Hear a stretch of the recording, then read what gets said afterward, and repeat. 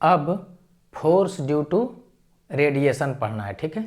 तो ऐसे तुम समझो कि सपोजिट करो कि एक सरफेस है, ठीक है, और इस पर लाइट फॉल हो रहा है। तो जब लाइट इस पर फॉल होगा इसका मतलब क्या हो गया, एक तरह से फोटोन फॉल होगा। तो फोटोन का मोमेंटम पहले उधर होगा और अब टकरा कर करके इधर होगा, तो फोटोन के मोमेंटम में चेंज हुआ कि नहीं हुआ। फोटोन उधर गया और टकरा के मान लो इधर आया तो मोमेंटम में चेंज हुआ। तो फोटोन के मोमेंटम में चेंज हुआ इसका मतलब फोटोन पर फोर्स लगा। कौन लगाया, तो ये लगाया फोटोन पर फोर्स। तो ये अगर लगाया फोटोन पर फोर्स तो न्यूटन थर्ड लॉ से फोटोन भी इस पर फोर्स लगा रहा होगा। ये बात क्लियर कट है, ठीक है। फिर से एक बार सुन लो। सपोज दैट करो कि ये एक सरफेस है, तो फोटोन इस पर नीचे गिरेगा और टकरा के मान लो इधर गया। तो पहले इधर चल रहा था, बाद में इधर चलने लगा। तो फोटोन के मोमेंटम में चेंज हुआ कि नहीं हुआ, तो बिल्कुल चेंज हुआ। फोटोन के मोमेंटम में चेंज हुआ इसका मतलब फोटोन पर फोर्स लगा। तो फोटोन पर कौन फोर्स लगाएगा, जो उसके इंटरेक्शन में हो। तो फोटोन इस पर ना गिरा था जी, तो फोटोन के मोमेंटम में चेंज हुआ इसका मतलब फोटोन पर फोर्स लगा। कौन लगाया, ये लगाया। तो ये फोटोन पर फोर्स लगाया, इसका मतलब न्यूटन थर्ड लॉ से फोटोन भी इस पर फोर्स लगाएगा। ये तो कॉमन सेंस की बात है, समझ में आ रहा है कि नहीं। तो इसी कारण से क्या होता है कि किसी भी सरफेस पर जब लाइट गिरता है, या ये तुम बोलो कि किसी भी सरफेस पर फोटोन जब गिरता है, तो इस सरफेस पर क्या करेगा, वो फोर्स एक्सर्ट करेगा या प्रेशर एक्सर्ट करेगा। ये बात समझ में आ रहा है। तो हम लोगों को यही पढ़ना है कि कितना फोर्स एक्सर्ट करेगा, ठीक है। ये तो समझ में आ गया कि फोर्स, इस पर कोई पार्टिकल गिरेगा, पार्टिकल मतलब क्या हुआ, फोटोन भी पार्टिकल है। तो फोटोन इस पर गिरेगा तो इस पर फोर्स एक्सर्ट करेगा, इस पर प्रेशर एक्सर्ट करेगा। अब ये है कि कितना करेगा, ठीक है। तो देखो फर्स्ट लेवल में हम क्या कर रहे हैं ना कि डेरिवेशन नहीं करा रहे हैं, ठीक है। वो सेकेंड लेवल में डेरिवेशन कर, डेरिवेशन कुछ है नहीं। अगर आईआईटी का बच्चा रहेगा तो तुरंत समझ जाएगा कि इस डायरेक्शन में फोटोन आ रहा है तो टी टाइम में मोमेंटम कितना होगा। तुम लोग को नहीं ध्यान रखना है, फर्स्ट लेवल वाले को देखो ये समझ में नहीं आएगा, इसका जरूरत भी नहीं है, तुमको सीधे फॉर्मूला से काम कर लेना है, ठीक है। तो टी टाइम में मोमेंटम कितना होगा, तो I/A/T/C इतना मोमेंटम होगा। उसका इस डायरेक्शन में कंपोनेंट cos थीटा होगा, ठीक है। 100% रिफ्लेक्शन होगा तो ऐसे जाएगा तो उस डायरेक्शन में हो जाएगा, तो चेंज हो जाएगा इतना। तो मोमेंटम में चेंज इतना हो गया और टाइम है t, ये कटेगा। देखो यहाँ से आ गया होगा 2IA cos θ/c, देखो ये आ गया, ठीक है। लेकिन समझना हम क्या बोलना चाह रहे हैं। फर्स्ट लेवल में जैसे कि जेई मेन का तैयारी कर रहे हो, नीट का तैयारी कर रहे हो, तो तुमको डेरिवेशन का कोई ज़रूरत नहीं है। तुमको ये वाला तो पूछा भी नहीं, तुमको बड़ा आसान ये वाला पूछा है, लेकिन हम इसको इसलिए बता दे रहे हैं कि संजोग से अगर पूछ देगा ना तो फिर क्या होगा कि तुमको करने में मुश्किल होगा, ठीक है। तुम लोग का केवल इसी से पूछता है कि परपेंडिकुलरली टकराया, एंगल पर टकराया, ये नहीं पूछा, अभी तक तो नहीं पूछा है। लेकिन फिर भी हम एक स्टेप थोड़ा सा बढ़ करके इसको बता दे रहे हैं कि इसको ध्यान रखना, पूछेगा तो डायरेक्ट बना लेना, ठीक है। डेरिवेशन अभी जानने का जरूरत नहीं, देखो तुरंत हो जाता है, लेकिन वो सेकेंड लेवल में केवल आईआईटी वाले को जानना है, जेईई मेन वाला और नीट वाला को नहीं जानना है, ठीक है। डायरेक्ट तुम रिजल्ट याद रखना, ठीक है। अब समझो फिर से तो तुमको फोर्स अगर पढ़ना रहेगा फोटोन के टकराने के कारण तो दो ही केस पढ़ना रहेगा। एक पढ़ना रहेगा कि या तो सरफेस पर एंगल से आया वैसे रिफ्लेक्ट हुआ, तो इस केस में फिक्स है कि 100% ही रिफ्लेक्शन होगा। एंगल वाला जब बात करेगा तो 100% रिफ्लेक्शन ही होगा, और अगर एंगल वाला नहीं बात करेगा, डायरेक्ट परपेंडिकुलर टकराने का बात करेगा तो 100% रिफ्लेक्शन हो भी सकता है, 100% रिफ्लेक्शन नहीं भी हो सकता है, ठीक है। तो दोनों केस में तुमको फॉर्मूला याद कर लेना है और उसको कैसे यूज करना है ये हम तुमको सिखा दे रहे हैं, ठीक है। तो चलो एंगल वाला रहेगा तो एकदम ध्यान रखना कि उसमें 100% रिफ्लेक्शन ही देगा। 100% रिफ्लेक्शन नहीं होगा तो वो एडवांस वाले में क्वेश्चन करवाया जाएगा, अभी नहीं, ठीक है। क्योंकि तुमको तो यही नहीं पूछा है, तो पूछेगा भी, मैक्सिमम भी बढ़ा के पूछेगा तो ये पूछ सकता है, ठीक है।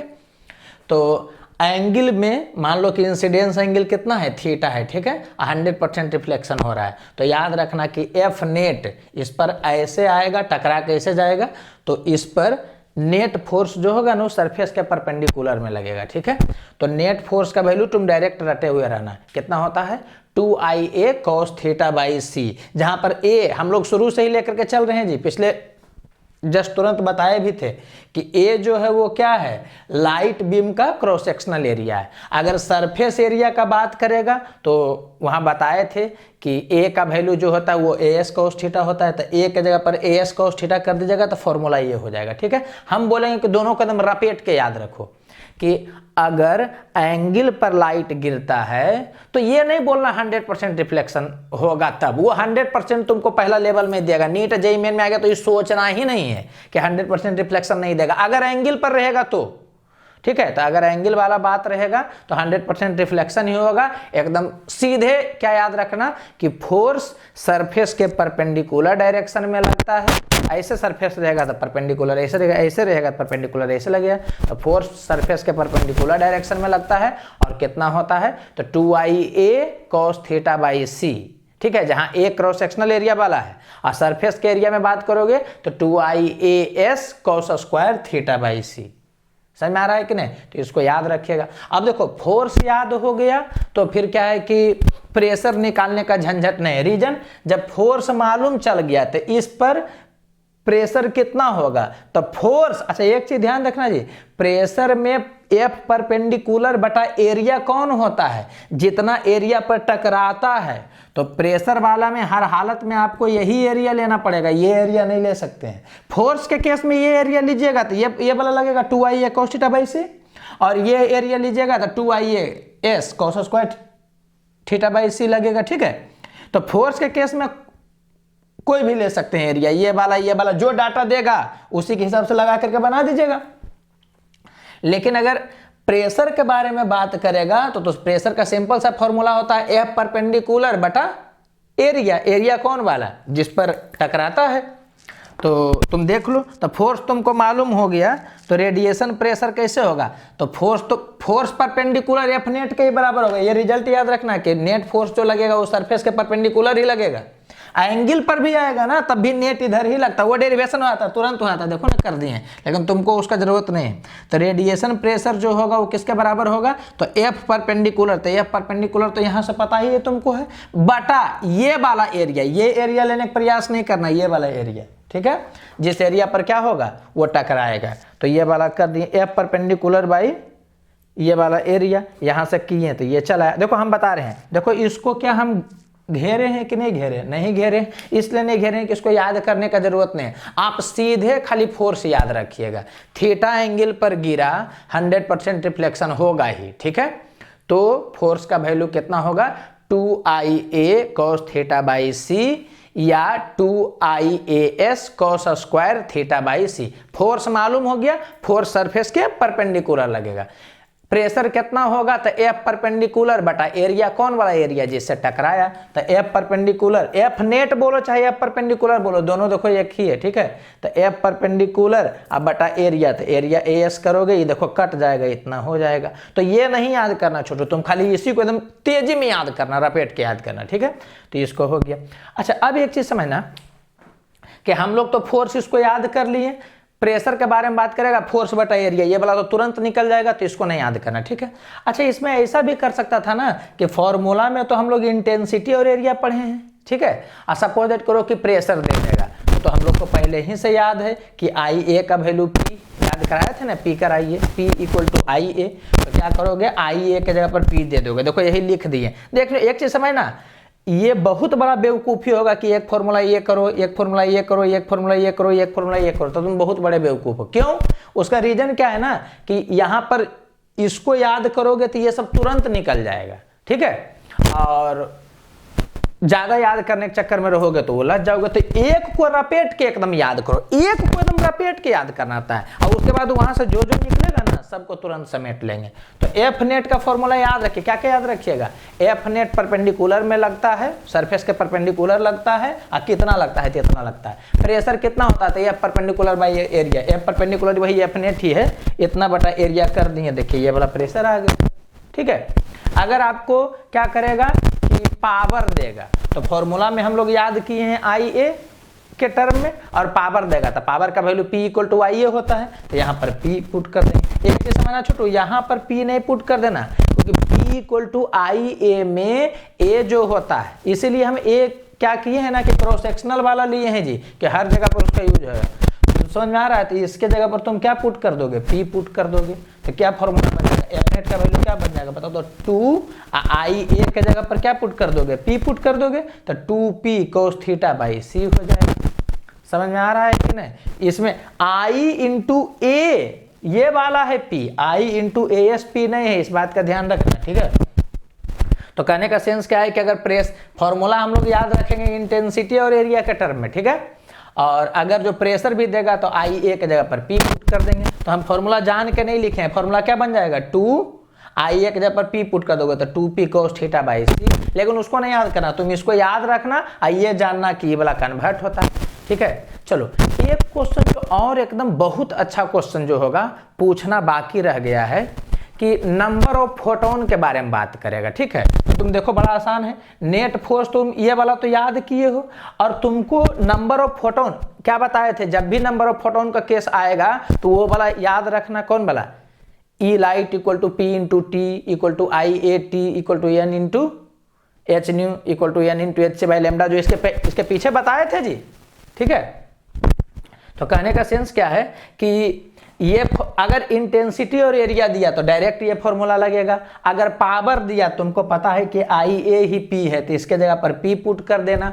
अगर नंबर ऑफ फोटोन का बात करने लगा तो हम लोग को पहले ही से पता है कि IAT का value N into H nu होता है या N into H c by lambda होता है। तो क्या होगा कि IA के जगह पर यहाँ पर जो है ना फॉर्मूला IA, तो उसका डाटा नहीं देगा, नंबर ऑफ फोटोन के बारे में बात करेगा तो IA के जगह पर हम लोग क्या पुट कर देंगे, NH न्यू अब बटा T, इसके जगह पर IA के जगह पर NH न्यू बटा T, तो यहाँ पर IA के जगह पर NH new by T put कर देंगे, या लेमडा दिया रहेगा डाटा में, जनरली लेमडा ही देगा, तो क्या हो जाएगा NHC बाई लेमडा अब बटा T, ठीक है, हो गया। ऐसा भी दे सकता है नंबर ऑफ फोटोन पर सेकेंड इतना गिर रहा है, इसका मतलब T का वैल्यू सीधे 1 दे दिया, तो अगर ये 1 दे दिया तो IA का value direct N into H c by lambda हो जाएगा। तो आई होप तुम समझ रहे होगे कि क्या बोल रहे, कुछ नहीं करना है, जैसे कि एक फॉर्मूला याद रखना, बाकी ये सोचना ना कि जब भी फोटोन के कारण फोर्स पूछेगा तुमको ये याद रखना और यहीं से बढ़ता है, ये 100% फिक्स है। इंटेंसिटी एरिया दिया ये वाला लगा देना, पावर देगा इसके जगह पर P लगा देना, समझ में आ रहा है कि नहीं। प्रेशर देगा तो F नेट बटा एरिया, तो F नेट एरिया में ये ध्यान रखना कि प्रेशर के केस में एरिया यही हो सकता है, ये नहीं हो सकता, ठीक है। तो इसमें डिवाइड कर दोगे तो ये बात आ जाएगा। नंबर ऑफ फोटोन का बात करेगा तो IAT equal to N into H by lambda होता है, तो IA जो फॉर्मूला में है ना उसके जगह पर पुट कर देना, देखो ना IA के जगह पर इसको इधर फेंक कर करके पुट कर देना, चल आएगा। इतना आसान तो है। तो इससे क्वेश्चन नहीं पूछा है, हम ये एक्सपेक्ट करते हैं कि शायद इससे पूछे तो मजा आ जाए, ठीक है। तो ये ध्यान रखिएगा, ये एंगल पर गिरेगा तो ये वाला क्या है कि नॉर्मल इंसिडेंस है, सरफेस पर नॉर्मली टकराया है, मैंने थीटा का वैल्यू 0 है, इंसिडेंस एंगल 0। नॉर्मल इंसिडेंस का क्या मतलब हुआ, सरफेस से नॉर्मली टकराया, इंसिडेंस एंगल 0 है, देखो ना ऐसे आया टकरा कैसे जाएगा, ठीक है। तो इसके रिस्पेक्ट में ये बहुत हल्का होता है, इसका भी क्या करिएगा सीधे फॉर्मूला याद रखिएगा, ठीक है। तो इसमें क्या हो सकता है छोटू, एक चीज समझना, जब एंगल पर टकराएगा तो हर हालत में 100% ही रिफ्लेक्शन देगा, इससे ज्यादा तो जेईई मेन तक में पूछने का सवाल ही नहीं है, ठीक है, क्योंकि अभी तो यही नहीं आया। अब समझना इसमें क्या बोले, अगर नॉर्मल इंसिडेंस होगा, ठीक है, मैंने एंगल पर ना डायरेक्ट थीटा 0 डिग्री ऐसे आया टकरा करके ऐसे गया, ठीक है। तो इस केस में मान लिए हैं कि रिफ्लेक्शन कोएफिशिएंट कितना है, E है। रिफ्लेक्शन कोएफिशिएंट का मतलब कहने का सेंस क्या हुआ कि कितना फ्रैक्शन रिफ्लेक्ट करता है, ठीक है। जैसे कि यहाँ पर देखो एक एग्जांपल भी दिए कि 100% रिफ्लेक्शन हुआ, मतलब फ्रैक्शन 1 हो गया। 100% एब्जॉर्प्शन हुआ, इसका मतलब 0% रिफ्लेक्शन हुआ। 100% एब्जॉर्ब हो गया माने 0% रिफ्लेक्ट हुआ, 0% रिफ्लेक्ट हुआ तो ये का वैल्यू 0 हो गया। परसेंटेज घटाओगे रिफ्लेक्शन और एब्जॉर्प्शन दोनों उल्टा नहीं जी करा। 40% एब्जॉर्प्शन हुआ, इसका मतलब 60% रिफ्लेक्शन हुआ, तो 60% का मतलब क्या हुआ 60/100, तो इसका मतलब 0.6 हो गया ई का वैल्यू। ई का वैल्यू पहले समझ लो। 20% रिफ्लेक्शन रिफ्लेक्शन हुआ तो क्या हो जाएगा 20, अब परसेंटेज को 1/100 किया तो 0.2 हो गया। एक चीज़ समझना, हम लोग फॉर्मूला में एब्जॉर्प्शन के बारे में नहीं पढ़ रहे हैं, किसके बारे में पढ़ रहे हैं, रिफ्लेक्शन के बारे में पढ़ रहे थे। एब्जॉर्प्शन भी देगा तो उसको घुमा के रिफ्लेक्शन बना लेना। देखिए यहाँ बताए ना 40% एब्जॉर्प्शन, लेकिन हम लोग एब्जॉर्प्शन से नहीं पढ़ते हैं तो क्या बोलेंगे 40% एब्जॉर्प्शन, इसका मतलब 60% रिफ्लेक्शन। 60% रिफ्लेक्शन तो 60/100 0.6, समझ में आ रहा है। तो ई का वैल्यू कैसे कैलकुलेट होता है ये तो तुम समझ गए होगे, यहाँ से समझ में आ रहा है। तो अब चलो यहाँ देखो, कहने का सेंस क्या है कि अच्छा इसमें एक चीज देखना चाहिए, जब नॉर्मल इंसिडेंस होगा तो जितना एरिया पर गिरेगा उतना ही इसका भी एरिया होगा। ये तो तुमको पता चल रहा होगा कि इस केस में तुम ये देख सकते हो कि जितना एरिया पर गिरेगा उतना ही एरिया क्या होगा, इसके क्रॉस सेक्शन का भी एरिया होगा। इस जगह पर देखो अंतर था, यहाँ गिरता था इतना एरिया पर, इसका ये था, इसलिए फॉर्मूला अलग अलग हो जाता था, ठीक है। और यहाँ पर क्या है कि जितना एरिया पर गिरेगा क्रॉस सेक्शन भी उतना ही है, तो यहाँ एस और ए दोनों क्या है, एक ही है, ठीक है। तो इसमें याद रखिएगा कि नेट फोर्स जो लगता है, हम फोर्स वाला ही याद करवाएंगे, ठीक है। प्रेशर वाला निकालना रहेगा तो एफ परपेंडिकुलर बटा एरिया डायरेक्ट कर लीजिएगा, समझ में आ रहा है, यहाँ बताया ही थे ना। तो इस केस में नॉर्मल इंसिडेंस में क्या होगा कि एफ नेट का वैल्यू कितना हो जाएगा, तो I A by C into 1+c, direct यही है वो याद रखिएगा कि आएगा और कुछ टकरा के अगर जाएगा तो एफ नेट हो जाएगा आई A by C into 1+e, ठीक है, इसको याद रखिएगा। अच्छा अब एक चीज तुम समझ रहे होगे। अच्छा प्रेशर के बारे में पहले बात करते हैं। तो नेट फोर्स जब भी लगेगा परपेंडिकुलर डायरेक्शन में लगेगा, ठीक है, इस दोनों केस में परपेंडिकुलर में ही लगेगा, आपको आएगा भी परपेंडिकुलर वाला ही, श्योर शॉट रहिए। तो नेट फोर्स कितना हो जाएगा, आई A by C into 1+e। तो अगर बोलेगा कि बताओ इस पर प्रेशर कितना एग्जर्ट कर रहा है, तो प्रेशर कितना एग्जर्ट करेगा, तो एफ परपेंडिकुलर बाई एरिया, तो एफ परपेंडिकुलर हो गया इतना, अरे एफ परपेंडिकुलर एफ नेट दोनों एक के है, ठीक है। तो एफ परपेंडिकुलर हो गया इतना, अब बटा एरिया, तो ए से डिवाइड करिएगा, देखिए ये हो गया। तो इसको याद करने का जरूरत नहीं है, आप इसी को याद रखिएगा, ठीक है। अगर पावर का वैल्यू देगा तो जैसे यहाँ बताए तो वैसे यहाँ करना है कि हम लोग इंटेंसिटी एरिया वाला याद रखेंगे, ठीक है। और पावर में अगर देगा तो आई ए का वैल्यू किसके बराबर होगा, पी के बराबर होगा, पी इक्वल टू आई ए, तो यहाँ पर पी पुट कर देंगे। फॉर्मूला भी बन सकता था P by C into 1+e, ठीक है, लेकिन आप इसी को याद रखिएगा।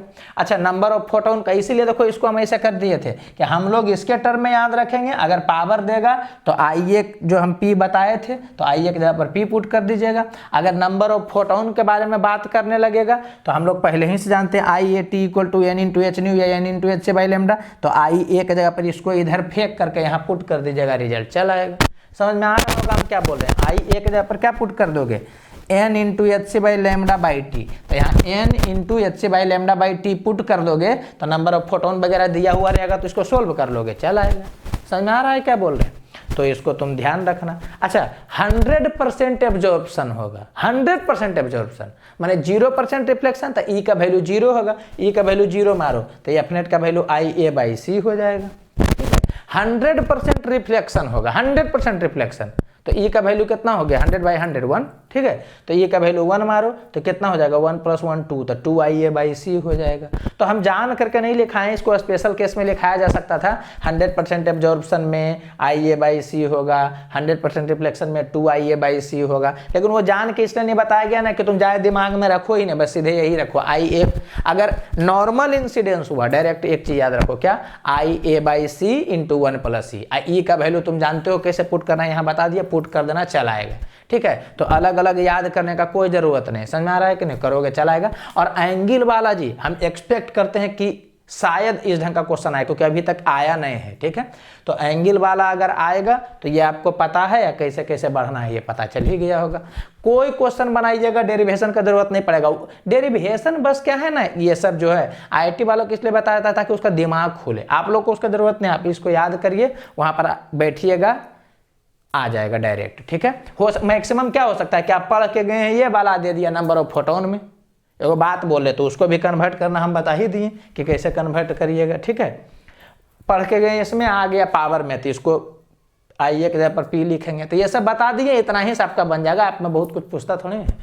चलिए अब यहाँ देखिए एक क्वेश्चन दिया हुआ है छोटू कि करा है कि एक प्लेट है जिसका मास 20 ग्राम है, ठीक है, वो हवा में इक्विलिब्रियम में है due to the force exerted by light beam on the plate. तो हवा में क्या है कि ये इक्विलिब्रियम में है, तो mg लग रहा है, इसका मतलब इस पर रेडिएशन ऊपर लग रहा होगा। तो mg नीचे लग रहा है, रेडिएशन ऊपर लग रहा होगा, वो दोनों क्या कर रहा होगा, बैलेंस कर रहा होगा।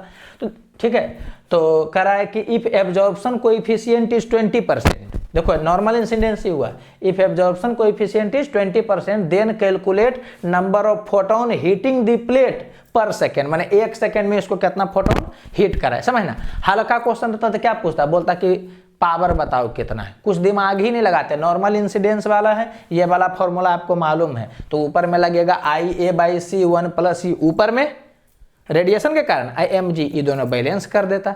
तो अगर पावर बोलता तो IA के जगह पर P पुट करते, तो P/C × 1 + E, तो यहाँ क्या लिखते हैं, P/C 1 + E, इतना ऊपर लगता, mg नीचे लगता, वो दोनों बैलेंस करता, मैटर खत्म हुआ था।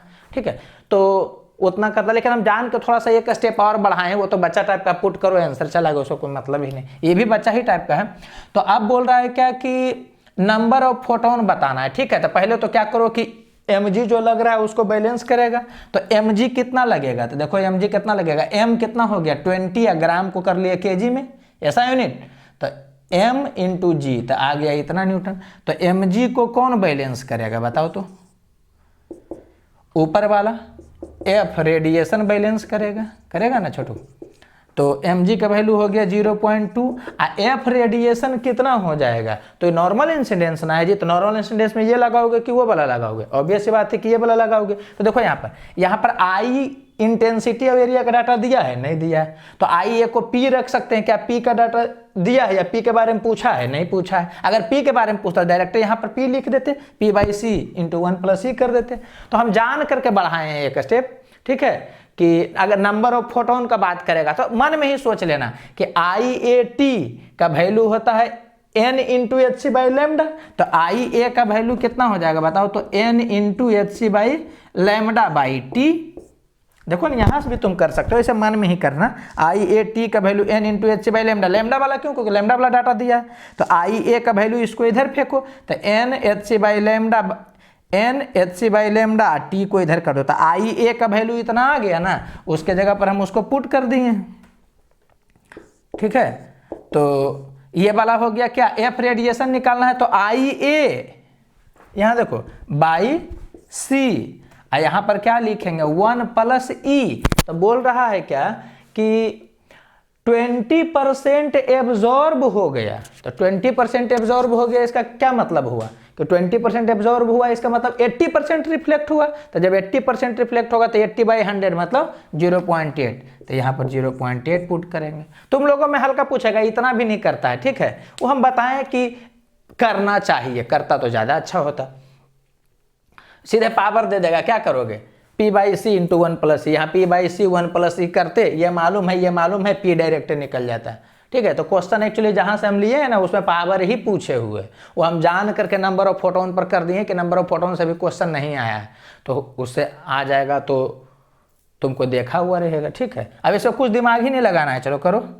देखो यहाँ क्या पूछ रहा है छोटू, number of photon heating the plate पर सेकेंड मतलब 1 सेकेंड में, तो यहाँ T का वैल्यू 1 सेकेंड पुट कर देना, तो T का वैल्यू 1 पुट कर देना, तो यहाँ से कितना हो जाएगा, देखो तुमको n ना निकालना है जी, T का वैल्यू 1 पुट कर दो, तो n जो निकलेगा वही नंबर ऑफ फोटोन पर सेकेंड होगा, तो इसको भेजो, तो ये हो गया 0.2, और C का वैल्यू हो गया 3 × 10⁸, ऐसा यूनिट में, सब ऐसा यूनिट में ही पुट करोगे, और यहाँ पर हो गया 1.8, ये बराबर होगा, T का वैल्यू तो 1 हो चुका है क्योंकि पर सेकेंड निकालना है, तो T = 1, इसमें बात करेंगे n, hc का वैल्यू होगा 12400 इलेक्ट्रॉन वोल्ट, तो इसको क्या करेंगे, इसमें करेंगे, बताए थे ना ऐसा यूनिट में करेंगे।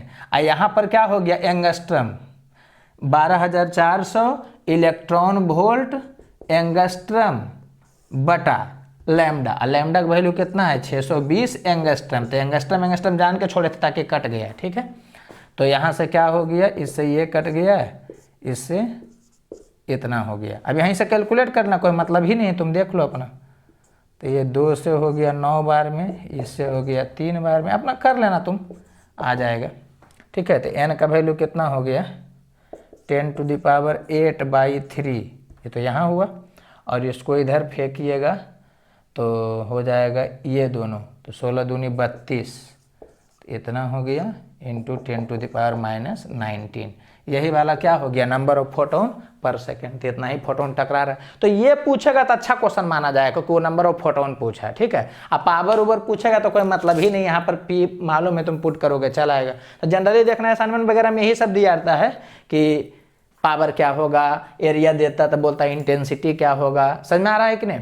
तो इसी ढंग का सवाल पूछता है, हम जान करके एक थोड़ा सा एक स्टेप बढ़ाए थे। तो जेईई मेन तक, नीट का तो बातें छोड़ो, जेईई मेन तक भी इससे ज़्यादा नहीं पूछेगा। यहाँ तक पूछा है सब सवाल, ये नहीं पूछा है तो ये पूछने का चांस है, ये पूछ सकता है, ठीक है। और एक क्वेश्चन करवा सकते हैं कहोगे तो, इसको ऐसे कर दे सकते हो। अब बाकी प्रॉब्लम डिस्कशन होगा तो सब हो जाएगा। एक क्वेश्चन ऐसा भी रह सकता था, तुम देख सकते हो कि मान लो कि दिया हुआ है कि एक थ्रेड है जिसका कुछ भी लेंथ होगा, ठीक है।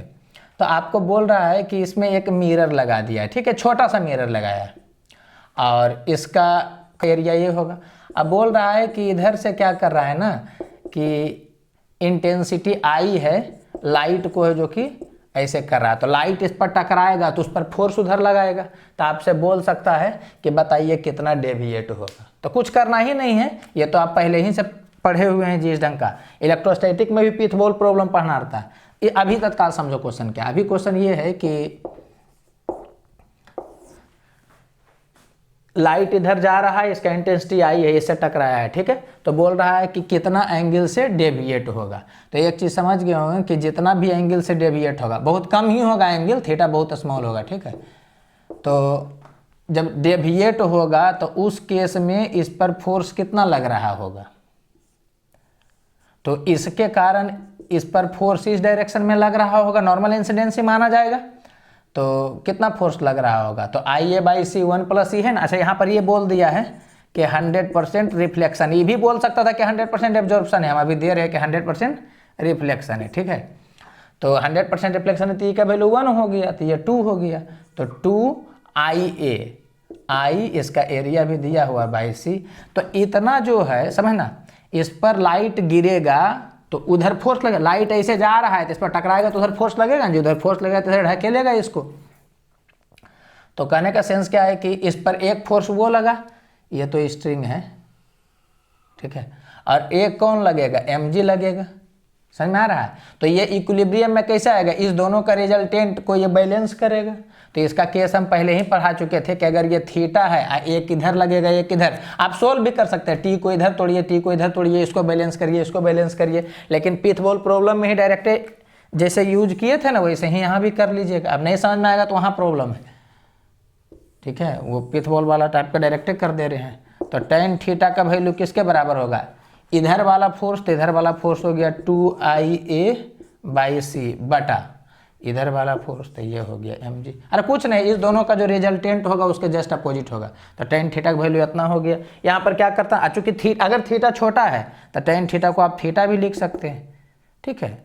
तो कुछ मतलब है नहीं, बस हम खाली आपके आँख से गुजारे हैं, ठीक है। तो ये हो गया mg/c।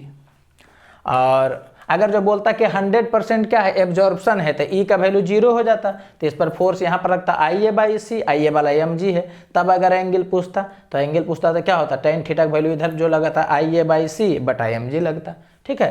तो कंपोनेंट तोड़िएगा, टाइम लगेगा, ठीक है। ये भी पूछ सकता था कि इसमें बताओ टेंशन कितना होगा, तो इस पर कितना फोर्स लग रहा है, 1 2 3, जिसमें 2 को जानते हैं तो इस दोनों का जो रिजल्टेंट होगा उसको टेंशन बैलेंस कर रहा होगा।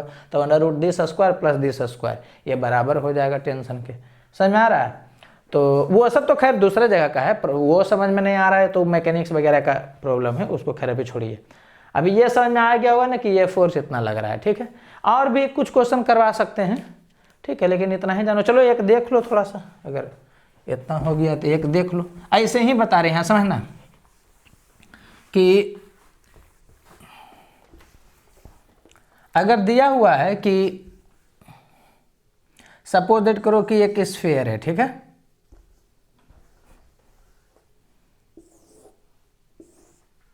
एक स्फीयर है और इसका रेडियस r है, ठीक है। यहाँ पर से लाइट तुम ऐसे मार रहे हो, तो जब लाइट ऐसे मारोगे यहाँ पर बोल रहा है तुम्हारे लेवल के लिए 100% एब्जॉर्प्शन ही बोलते हैं, 100% रिफ्लेक्शन होगा तो एक केस और होता है, खैर छोड़ो उसको। तो देखो अब दिमाग क्लिक कर जाएगा।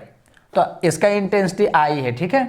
तो आपको बोल रहा है कि बताइए इस पर, इसका मास भी मान लेते हैं कि चलो m है, तब बोल सकता है कि बताइए ये इसे रखा हुआ था स्मूथ सरफेस पे, ठीक है, ये रखा हुआ, बोल सकता है कि बताइए इसका एसिलेशन कितना है। तो एसिलेशन के लिए क्या चाहिए, एसिलेशन के लिए क्या चाहिए बताओ तो इसका एसिलेशन कितना होगा, तो जितना फोर्स लगेगा अब बटा उसका मास, और इस पर फोर्स कितना लगेगा, तो अभी कुछ देर पहले ही बताए थे कि कोई भी स्फीयर हुआ जिस पर ऐसे जाए तो हम लोग क्या करते हैं कि गिरेगा लाइट उसके आधा भाग पर, माने 2πr² एरिया पर, लेकिन इफेक्टिवली लगेगा πr² के कारण ही, ये अभी ये चर्चा किए थे। ऐसे ही होता है, देखो पहला बार में तुमको समझने में दिक्कत लगा होगा, अभी तुरंत समझ में आ गया हो कि हाँ वो ऐसे ही है। तो वही होता है कि टाइप ध्यान रहेगा ना, तुरंत क्लिक कर जाएगा।